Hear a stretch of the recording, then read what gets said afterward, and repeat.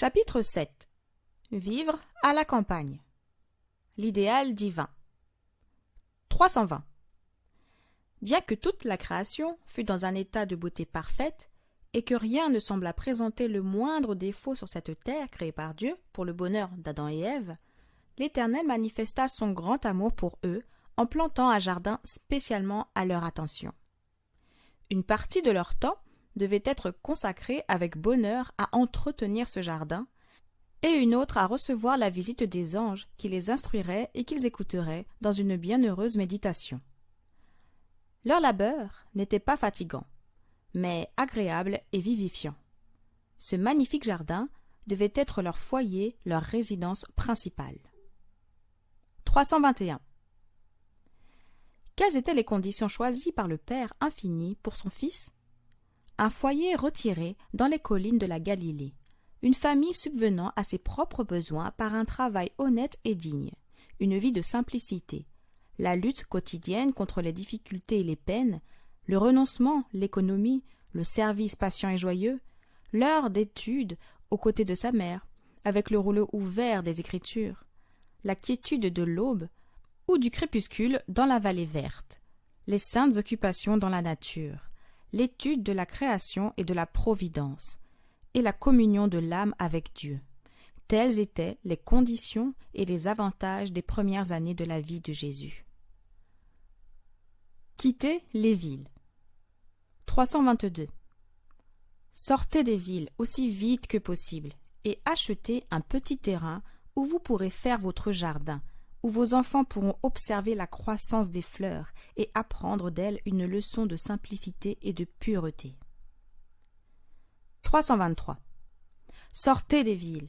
C'est un message actuel.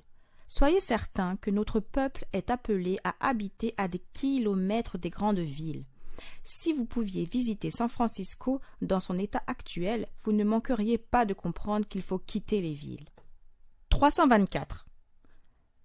Le Seigneur appelle son peuple à déménager hors des villes, car à l'heure où vous ne vous y attendrez pas, le feu et le soufre pleuvront des cieux sur ces villes.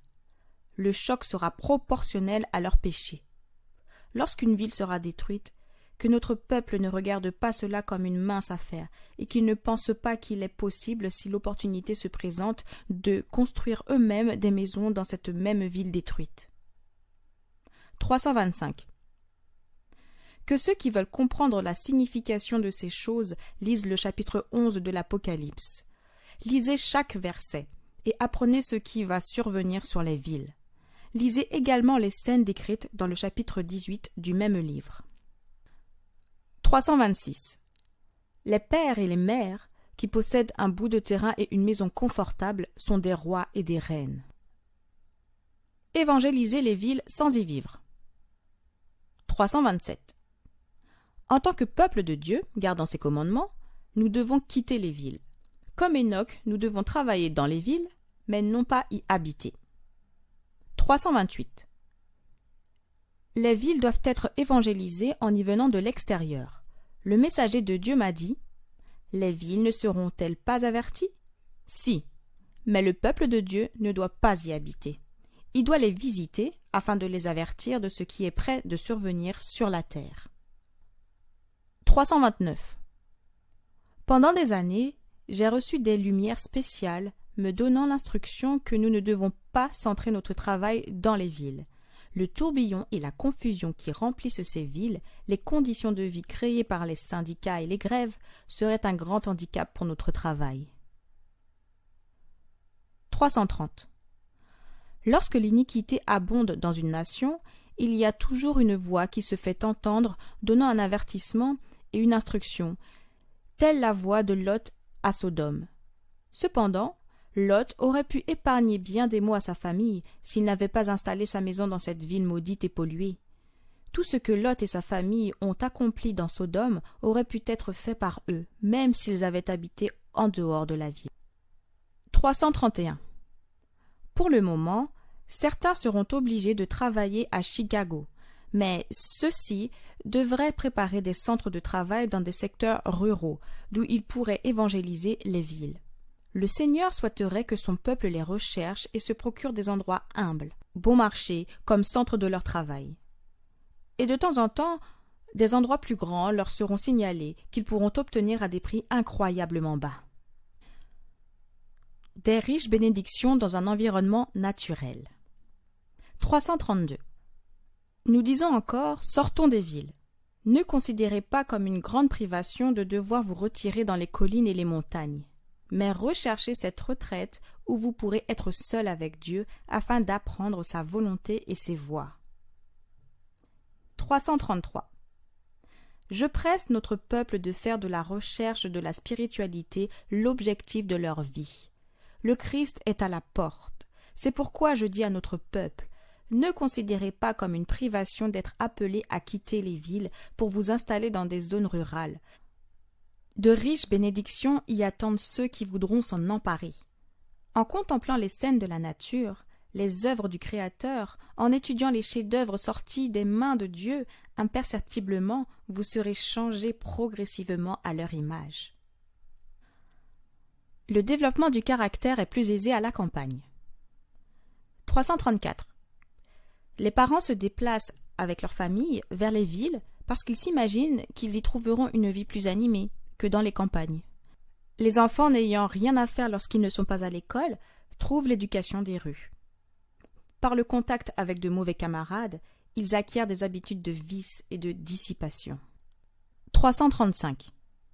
Envoyez les enfants dans des écoles situées dans les villes, où toutes sortes de tentations les attendent pour les attirer et les pervertir, et vous constaterez que l'édification du caractère devient 10 fois plus difficile à la fois pour les parents et pour les enfants. 336. Les villes sont remplies de tentations. Nous devrions organiser notre travail de telle sorte que nos enfants échappent à cette contamination. 337. Le temps est venu pour notre peuple d'habiter hors des villes, dans les localités retirées, sans quoi de nombreux jeunes et aussi de nombreux individus plus âgés seront pris dans les pièges de l'ennemi. 338. Il n'est pas une famille sur 100 qui se trouvera dans une meilleure condition physique, mentale ou spirituelle du fait qu'elle habite dans une ville. La foi, l'espérance, l'amour, le bonheur sont d'un accès bien plus facile dans les lieux retirés, au milieu des champs, des collines et des arbres. Éloignez vos enfants de la vue et du bruit de la ville, du tintamarre et du vacarme des tramways et des attelages, et leurs esprits seront plus sains. On se rendra compte qu'il est plus facile de familiariser leur cœur avec la vérité de la parole de Dieu. Un environnement rural assure une meilleure santé. 339. Ce n'est pas la volonté de Dieu que son peuple s'installe dans les villes, où règne constamment l'agitation et la confusion. Épargnons ces choses à nos enfants, car tout le système nerveux est ébranlé par la hâte, la précipitation et le bruit. 340. Il y a beaucoup de personnes qui vivent dans les villes et qui n'ont pas un seul petit espace vert pour y poser les pieds, qui année après année n'ont d'autre vue que des cours sales, des couloirs étroits, des murs de briques et des pavés, des ciels assombris par la poussière et la fumée. Si on pouvait les emmener dans quelques lieux de culture entourés de champs verdoyants, de bois, de collines et de ruisseaux, sous les cieux clairs, dans l'air frais et pur de la campagne, ils se croiraient transportés au paradis. 341. L'environnement physique des villes est souvent un péril pour la santé. Le danger constant de la contamination, l'air pollué, l'eau impure, la nourriture médiocre, les logements trop étroits, sombres, malsains, sont quelques-uns des inconvénients que l'on y rencontre. Il n'est pas dans le plan de Dieu que les hommes s'entassent dans les villes, dans la promiscuité des immeubles et des taudis. Produisez vous-même vos fruits et légumes. 342. Le Seigneur désire que les croyants déménagent dans les campagnes où ils pourront s'installer dans des propriétés et cultiver leurs propres fruits et légumes, où leurs enfants pourront être mis en contact direct avec les œuvres de Dieu dans la nature. Installez-vous avec vos familles hors des villes. Tel est mon message. 343. À plusieurs reprises, le Seigneur nous a enseigné que les croyants doivent partir hors des villes avec leurs familles et produire eux-mêmes leurs fruits et légumes, car dans l'avenir, nous rencontrerons de sérieux problèmes pour vendre et acheter. Nous devrions commencer à mettre en pratique les instructions qui nous ont été données maintes et maintes fois. Quittez les villes pour aller dans les secteurs ruraux, où les maisons ne sont pas entassées les unes contre les autres et où vous n'aurez pas à craindre les interventions de vos ennemis. Situez les institutions justes à l'extérieur des grandes villes. 344. Que des hommes d'un jugement sûr soient désignés, non pour publier à l'extérieur leurs intentions, mais pour rechercher des propriétés dans des zones rurales, d'où l'accès aux villes sera facile, qui conviennent pour y installer de petites écoles de formation pour nos ouvriers et où nous trouverons également assez de locaux pour soigner des malades et les âmes fatiguées qui ne connaissent pas la vérité. Recherchez ces endroits favorables juste à l'extérieur des grandes villes, où des bâtiments convenables pourront être trouvés, soit que nous les obtenions par des dons que nous ferons leurs propriétaires, ou que nous les achetions à un prix raisonnable grâce aux offrandes de nos membres. Ne construisez pas dans les villes bruyantes. Courambon, en Nouvelle-Galles du Sud. 345. Où situerons-nous notre école biblique australienne? Si nos écoles étaient situées dans les villes ou à quelques kilomètres d'elles, il nous serait très facile de contrecarrer l'influence de l'ancienne éducation que les élèves ont reçue en ce qui concerne les vacances et les habitudes qui leur sont liées, comme les courses de chevaux, les paris, les loteries. 346. Il sera nécessaire d'établir nos écoles en dehors et loin des villes, et cependant accessibles afin que nous puissions les atteindre et leur apporter les bienfaits de la lumière brillant au milieu des ténèbres morales. 347. Tout me semblait favorable dans cet emplacement, sauf le fait que nous nous trouvions à l'écart des grandes voies de communication, ce qui nous empêchait d'apporter la lumière dans l'obscurité morale qui couvre nos grandes villes comme un suaire de mort. Il me semble que c'est l'unique objection que je trouve. Toutefois, il n'est pas opportun d'installer notre école dans l'une de nos grandes villes, quelle qu'elle soit. 348. Plus que jamais, je suis convaincu que cet emplacement est celui qui nous convient pour notre école. Huntsville, en Alabama. 349.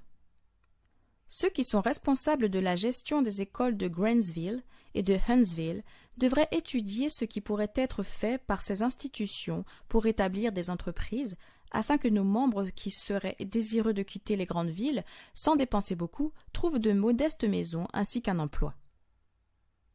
350. Il était dans le dessein providentiel de Dieu que la ferme de Huntsville soit achetée. Elle se trouve sur un bon emplacement. À proximité se trouvent de grandes pépinières où nos élèves ont travaillé pendant l'été pour gagner l'argent nécessaire à leur écolage. 351. La ferme de l'école de Huntsville est un endroit tout à fait magnifique. Et avec ses quelques 120 hectares de terrain, elle rendra de grands services pour la formation technique et l'agriculture.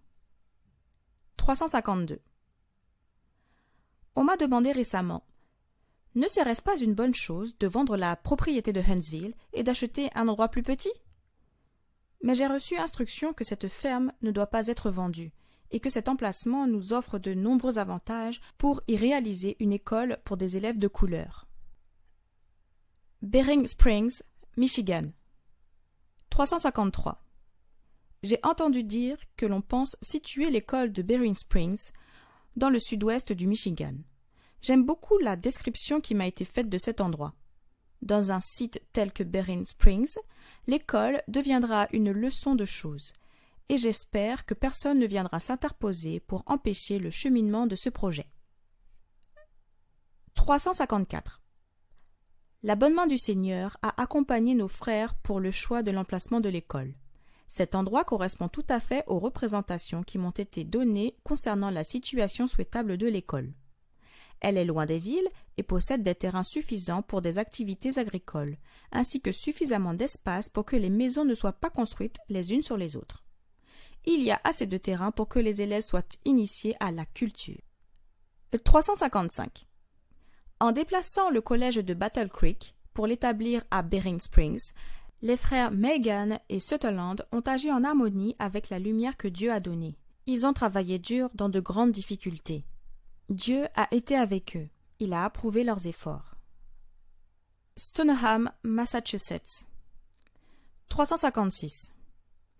Dans sa providence, le Seigneur a ouvert la voie pour que ses ouvriers prennent de l'avance en Nouvelle-Angleterre, un territoire où nous avons à faire un travail très particulier. Les frères de cette région ont eu la possibilité de changer l'emplacement du sanatorium de South Lancaster à Melrose, un endroit plus proche de Boston, et cependant assez loin de la ville active, de sorte que les patients pourront jouir des conditions les plus favorables au rétablissement de leur santé. Le transfert du sanatorium de Nouvelle-Angleterre dans un endroit si approprié proche de Boston s'inscrit dans le plan providentiel de Dieu. 357. Lorsque le Seigneur met sa bonne main pour nous préparer la voie, Dieu empêche que quelqu'un reste en arrière, s'interrogeant sur l'opportunité qu'il a à aller de l'avant ou refusant de donner son encouragement et son aide. Le transfert du sanatorium de Nouvelle-Angleterre de South Lancaster à Melrose m'a été présenté comme voulu du Seigneur. Takoma Park, Washington, D.C. 358. Le site qui a été trouvé pour notre école et notre sanatorium est tout ce que nous pouvions désirer de mieux. La propriété ressemble aux représentations que le Seigneur m'a montrées. Elle est bien adaptée à la finalité de l'institution. Il y a suffisamment de place pour une école et un sanatorium sans que les deux institutions se gênent. L'atmosphère et l'eau y sont pures. Un magnifique ruisseau traverse notre propriété du nord au sud. Ce ruisseau est un trésor plus précieux que l'or et l'argent. Les constructions sont situées sur de jolies hauteurs, offrant un excellent drainage. 359. Un jour, nous avons visité longuement Takoma Park. Une grande partie de l'agglomération comprend une forêt naturelle. Les maisons ne paraissent ni petites ni tassées les unes près des autres, mais elles présentent un aspect spacieux et confortable. Elles sont entourées par des pins de regain florissants, des chênes, des érables et d'autres arbres magnifiques. Les propriétaires de ces maisons sont principalement des hommes d'affaires, et nombre d'entre eux sont des fonctionnaires travaillant dans les bureaux gouvernementaux de Washington. Ils se rendent chaque jour à la ville et rentrent le soir dans leur maison tranquille. 360. Un bon emplacement a été retenu pour la maison d'édition, à une distance confortable du bureau de poste, et on a également situé un site convenable pour un lieu de réunion. Il semble que Takoma Park ait été spécialement préparé pour nous et attendait d'être occupé par nos institutions et nos employés. 361. Le Seigneur m'a fait clairement comprendre cette question de façon décisive. L'œuvre des publications qui se trouvaient à Battle Creek devrait à présent être transférée près de Washington. Si dans quelque temps le Seigneur nous dit de nous déplacer et de quitter Washington, alors nous nous déplacerons une nouvelle fois. Madison, Tennessee. 362. J'ai été surprise lorsque, en parlant de l'œuvre que l'on veut accomplir dans le Sud, on me parla d'établir une école dans un endroit éloigné de Nashville. D'après la lumière que j'ai reçue, je savais que ce ne serait pas la meilleure des choses à faire, et je l'ai dit. L'œuvre que ces frères peuvent faire, suite à l'expérience acquise à Bering Springs, doit être poursuivie en se ménageant un accès facile à Nashville, car le travail qui devrait être fait à Nashville n'a pas encore été mené à bien. Et ce serait une grande bénédiction pour l'équipe de l'école de se trouver à proximité de Nashville, afin de pouvoir se concerter avec les ouvriers qui s'y trouvent. 363. En cherchant un endroit convenable pour une école, les frères trouvèrent une ferme de 162 hectares à vendre à quelques 15 km de Nashville. La taille de la ferme, sa situation, sa distance par rapport à Nashville et son prix raisonnable, tous ces éléments semblaient nous la désigner comme l'endroit idéal pour y développer notre œuvre scolaire. Nous avons conseillé l'achat de cette propriété. Je savais que le terrain serait nécessaire plus tard. Mountain View, Californie. 364. Nous avons également reçu des instructions nous indiquant que le Pacific Press devait quitter la ville d'Auckland. Au fil des années, et la ville grandissant, il est devenu maintenant nécessaire de déplacer notre imprimerie dans une zone plus rurale, où des terrains seront disponibles pour les maisons des employés. Ceux qui travaillent dans notre maison d'édition ne doivent pas être contraints d'habiter dans des villes surpeuplées. On devrait leur offrir la possibilité d'acquérir des maisons où ils pourront habiter sans avoir besoin de salaires élevés. 365. Mountain View est une ville qui présente beaucoup d'avantages. Elle est entourée de magnifiques vergers. Le climat y est doux et on peut y cultiver toutes sortes de fruits et de légumes. La ville n'est pas grande, cependant elle possède l'éclairage électrique, des messageries et beaucoup d'autres avantages qu'on ne trouve pas en général dans les villes importantes. 366. Certains se sont demandé pourquoi notre maison d'édition devrait être déplacée d'Auckland à Mountain View. Dieu a invité son peuple à quitter les villes. Les jeunes, qui sont en relation avec nos institutions, ne devraient pas être exposés aux tentations et à la corruption que l'on trouve dans les grandes villes. Mountain View paraît être un excellent emplacement pour notre imprimerie. Loma Linda, Californie. 367. Nous louons le Seigneur pour le bon sanatorium que nous avons à Paradise Valley, à 11 km de San Diego. Un sanatorium à Glendale, à 13 km de Los Angeles, et une propriété spacieuse et belle à Loma Linda, à une centaine de kilomètres à l'est de Los Angeles, et proche de Ridgeland, Riverside et San Bernardino. La propriété de Loma Linda est l'un des sites de sanatorium les plus magnifiques que j'ai jamais vus. 368. Loma Linda est un endroit que le Seigneur a spécialement choisi comme centre de formation des missionnaires médicaux. 369. Ce lieu présente de nombreux avantages pour une école. La ferme, le verger, les pâturages, les grandes constructions, l'espace, la beauté, tous ces éléments constituent une grande bénédiction. 370. Loma Linda présente de nombreux avantages, et si ceux qui sont là savent en profiter fidèlement pour devenir de vrais missionnaires médicaux, ils ne manqueront pas de faire briller leur lumière pour ceux qui les entourent. Nous devons chercher Dieu quotidiennement afin que sa sagesse nous soit impartie. 371. Nous rencontrons là des avantages décisifs pour établir un établissement scolaire et un sanatorium. Ce lieu présente des avantages pour les élèves et de très grands avantages pour les patients. Il m'a été montré que nous devrions y avoir une école, conduite selon les principes des anciennes écoles de prophètes. Nos médecins y recevront leur formation. Angwin, Californie. 372. Lorsque j'ai examiné cette propriété, je l'ai déclarée supérieure à bien des égards. L'école ne pouvait être située dans un meilleur endroit. Elle se trouve à 13 km de Sainte Helena et n'est donc pas sous l'influence des tentations de la ville. 373. Avec le temps, d'autres maisons devront être construites pour les élèves, et ces élèves peuvent le faire eux-mêmes sous la direction de professeurs compétents. La charpente peut être préparée directement sur place et les élèves apprendront ainsi comment construire de façon valable. 374. Nous n'avons pas à craindre de boire de l'eau polluée, car ici, elle nous est fournie gratuitement sur le trésor du Seigneur. Je ne sais comment lui exprimer ma reconnaissance pour tant d'avantages. 375. Nous comprenons que le Seigneur savait de quoi nous avions besoin et que c'est sa providence qui nous a amenés ici. Dieu nous voulait là et il nous a placés là. J'en acquis la certitude dès que je vins sur les lieux.